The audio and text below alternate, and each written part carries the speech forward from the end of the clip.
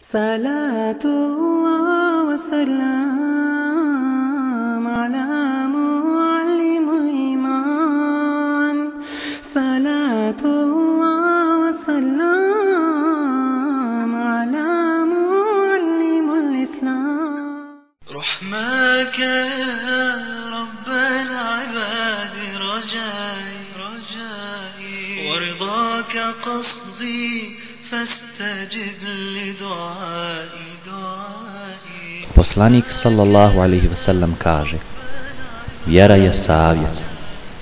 Rekoše: savjet o kome, Božji poslaniče? Reče: savjet o Allahu, njegovoj knjizi, njegovom poslaniku, vođama muslimana i o ostalom muslimanskom puku. Sahihu Muslim.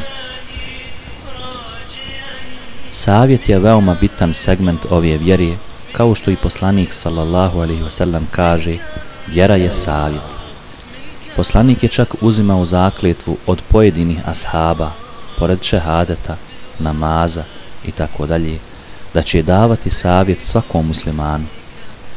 Od najvažnijih uvjeta i osobina prihvaćenog savjeta je sljedeće: da bude radi Allahovog zadovoljstva, a da ne bude s ciljem pridobivanja bilo kakve dunjaluške koristi ili zbog rija'a ili zbog želje da se pročuje među ljudima. Iskrenost u savjetovanju je od najvažnijih uvjeta da savjet bude prihvaćen kod Allaha kao i kod onoga koji se savjetuje. Cilj nasihata ne smije biti umanjivanje vrijednosti drugoga čovjeka ili njegovo sramoćenje.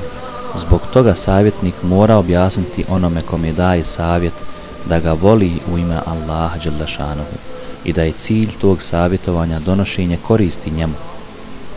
Treba skrenuti pažnju da od njega ništa ne zahtijeva i da je njegova nagrada kod Allaha, i ono što ga je natjeralo da izrekne taj savjet jeste strah od Allahove srdžbe. Subhanallah walhamdulillah wa la ilaha illallah. Savjetovanje treba biti tajno, tako da savjetodavac može govoriti sa mensuhom, onim koji se savjetuje, u potpunoj otvorenosti, bez straha da će ga ovaj odbaciti.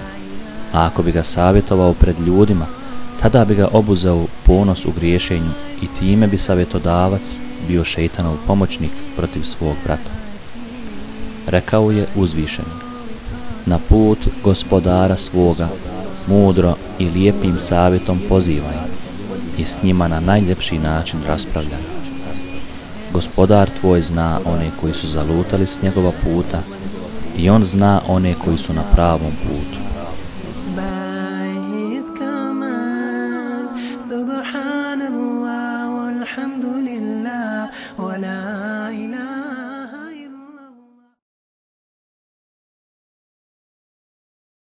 Zatim, kaže poslanik sallallahu alejhi ve sellem u hadisu kojega bilježi Imam Muslim: ad-dinu nasiha, vjera je savjet. Vjera je savjet. Šta braći i sestre znači ovo ad-dinu nasiha, vjera je savjet? Kad su pitali, li meni ja Rasulullah, kad su pitali kome je Allah poslaniče, lillahi wa li rasulihi wa li a'immati muslimina wa ammatuhum. Allahu, njegovom poslaniku i vođama, imamima i običnim muslimanima, dakle ostalom muslimanskom muslimu. Što ona prije svega podrazumijeva? Dakle, islamski učenjaci kažu da ovaj hadis, vjera je savjet, prije svega znači iskren odnos prema Allahu subhanahu wa ta'ala, a zatim prema vjernicima. Ako nema iskrenosti, onda nema tu savjetovanja. Nema tu pravog savjetovanja.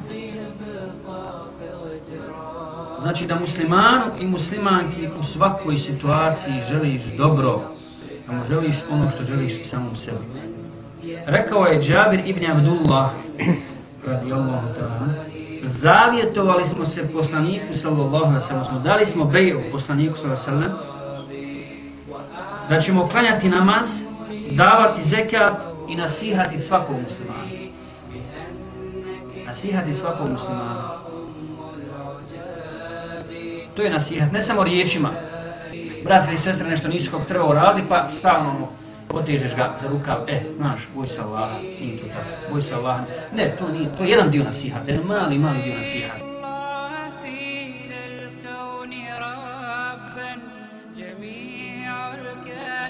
Iskren odnos prema vjernicima, prema braći i sestrama, to prije svega znači nasihat.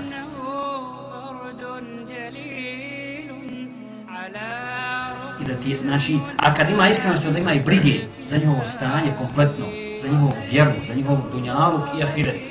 Isto kao što brineš za sebe i za svoju porodicu, ti kao musliman, kao daja, odnosno mi kao muslimani, i daje, pozivaču Allahu vjeru, moramo imati takav odnos prema muslimani, odnosno jedni prema drugim.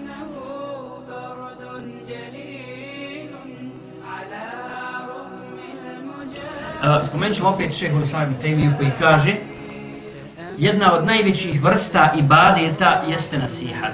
Nasihat Allahovih stvorenja. I kaže nasihat je temelj vjere i njen glavni stup. Postoji u arapskom dva izraza. Nasiha i fadiha. Savjetovanje i sramoćenje. Ima ljudi koji nije te savjetovanja u stvari sramote ljude.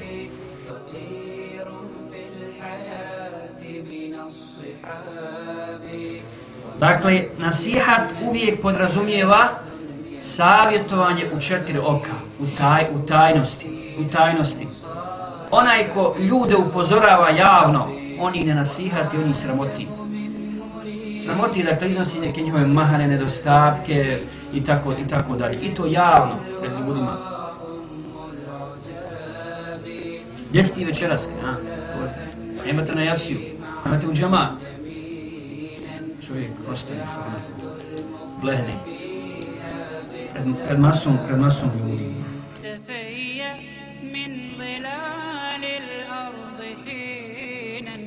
ولا